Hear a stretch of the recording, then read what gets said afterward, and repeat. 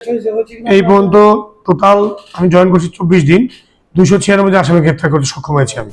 ঈদ আমাদের আনন্দের বিষয় মুসলমান হিসাবে, অনেকে বাড়ি করা যাবে। এই এলাকাবাসীর প্রতি আমার একটা অনুরোধ থাকবে এবং জনগণের প্রতি, সে শুধু আমার থানা না, যেই থানাই হোক, যে আপনারা যখন বাড়িতে যাবেন, যাওয়ার সময় মূল্যবান সম্পত্তি যেমন নগদ টাকা, স্বর্ণালঙ্কার সমবায়ের সাথে করে নিয়ে যাবেন অথবা নিকটস্থ থানায় জমা রাখবেন।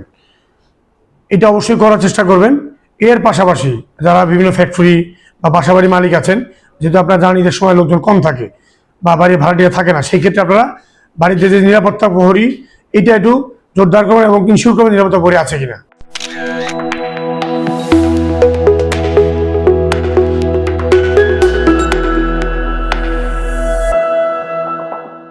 আমি as a officer in charge Turag থানা, আমার নাম মোস্তাফিজুর রহমান। আমি যোগদানের পর থেকে চেষ্টা করেছি আইন শৃঙ্খলা রক্ষায় বিশেষ ব্যবস্থা গ্রহণ করেছি বিভিন্ন বিশেষ অভিযান পরিচালনা করে। আর আপনি যেটা বললেন ঈদের বিষয়, আপনারা জানেন যে ঈদ আমাদের আনন্দের বিষয় মুসলমান হিসাবে, অনেকে বাড়ি করা যাবে। এই এলাকাবাসীর প্রতি আমার একটা অনুরোধ থাকবে এবং জনগণের প্রতি, সে শুধু আমার থানা না, যেই থানাই হোক, যে আপনারা যখন বাড়িতে যাবেন, যাওয়ার সময় মূল্যবান সম্পত্তি যেমন নগদ টাকা, স্বর্ণালঙ্কার সমবায়ের সাথে করে নিয়ে যাবেন অথবা নিকটস্থ থানায় জমা রাখবেন। এটা অবশ্যই করার চেষ্টা করবেন।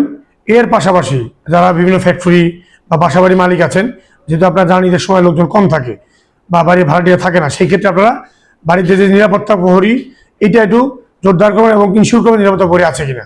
এর পাশাপাশি পুলিশের টহল তো থাকবেই, আমরাও এলাকা ভিত্তিক নাইট গার্ড এবং টহলের ব্যবস্থা করেছি। ঈদে আমাদের বিশেষ প্রোগ্রাম থাকবে মাননীয় ডিবি পুলিশ কমিশনের পক্ষ থেকে। ঈদ উপলক্ষে, ঈদের আগে এবং পরে যে সময়টা লোকজন থাকে না, আমাদের মাননীয় পুলিশ কমিশনার কর্তৃক ঈদের নিরাপত্তা সংক্রান্ত আলাদা একটা প্রোগ্রাম হবে। সেই অনুযায়ী দিনে এবং রাত্রে আমাদের ফুড পেট্রোল পার্টি এবং পেট্রোল পার্টি থাকবে, যারা আশা করি চুরি, বিশেষ করে চুরি যে বিষয়টা ঈদের সময় যেটা হয় নর্মালি, আশা করি ইনশাল্লাহ কমবে। ধন্যবাদ আপনাকে। আমাদের আরেকটা কথা ছিল, আপনি আসার পরে এই পর্যন্ত মাদক নিয়ে কোনো কিছু আপনি করতে পারছেন কিনা? হ্যাঁ, আমি আসার পরে এই পর্যন্ত টোটাল আমি জয়েন করছি 24 দিন, 296 আসামি গ্রেপ্তার করতে সক্ষম হয়েছি আমি। এর মধ্যে মাদক উদ্ধার আছে, মাদক সংশ্লিষ্ট মামলা আছে আমার এখানে। আর যেহেতু আমি নতুন, সময় লাগবে, তবে আমি আশা করি আগামীতে এই এলাকার মূল যে সমস্যা কিশোর গ্যাং, মাদক এবং ছিনতাই, ইনশাল্লাহ আশা করি। আমরা তো জানি এখানে একটা ভূমি দস্যু, একটা ভূমি নিয়ে কিছু মানুষের যুদ্ধমালা থাকে, এই ধরনের কিছু না, এই ধরনের তেমন কিছু আমার কাছে জানা নেই, কারণ এই এলাকায় ম্যাক্সিমাম হলো রাজুকের প্রপার্টি। রাজুক তো সরকারি গভর্নমেন্টের প্রতিষ্ঠান, ওরকম কোনো আবাসন আমার খুব একটা নাই। আপনি আপনার যে তুরাগ যে আপনার এরিয়া, তাদের প্রতি আপনি আস্থা দিতে পারছেন যে আপনার নিজ থেকে গ্রামে চলে যান, আমাদের টহল টিম আপনার গলিতে সর্বক্ষণ আছে। হ্যাঁ, পুলিশের পক্ষ থেকে আমি আস্থা দিতেই পারি, আমাদের মাননীয় পুলিশ কমিশনের পক্ষ থেকে, যে আমরা জনগণ নিরাপত্তা, বিশেষ করে ঢাকাবাসী নিরাপত্তা আমরা নিয়োজিত আছি এবং অবশ্যই আমরা করব। কিন্তু তারপর আমি বারবার বলতেছি, জনগণ সচেতন হতে হবে, তাদেরও কিছু দায়িত্ব আছে।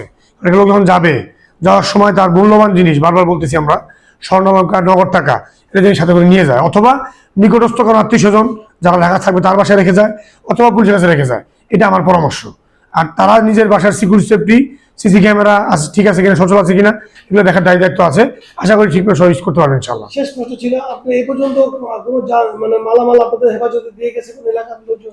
এখনো দিয়ে যায় নাই, বাট আপনারা জানেন যে কত ঈদের কোনো মেসেজ ছিল, আমাদের মেসেজ এরকমই যে মূল্যবান কিছু, বিশেষ করে স্বর্ণ এবং টাকা পয়সা নগদ, সেটা বেশি পরিমাণে হয়। অবশ্যই জানি নিজে নিয়ে যাওয়ার সময় আত্মীয় স্বজন বাসায় রাখতে পারে, যারা ঢাকায় থাকবে তাদের কাছে, অথবা থানা অফিসে রাখতে পারে। তাহলে আপনাদের যে কর্মকর্তা স্যারের নির্দেশ অনুযায়ী আপনারা জোরালোভাবে নিরাপত্তা বিস্তার করছেন? ইনশাআল্লাহ আমি চেষ্টা করতেছি, মানে পুলিশ কমিশনের নতুন কমিশনের নেতৃত্বে আমরা চেষ্টা করতেছি জনগণ নিরাপত্তা দেওয়া, বিশেষ করে ঢাকাবাসীর নিরাপত্তা নিশ্চিত করা। ধন্যবাদ আপনাকে।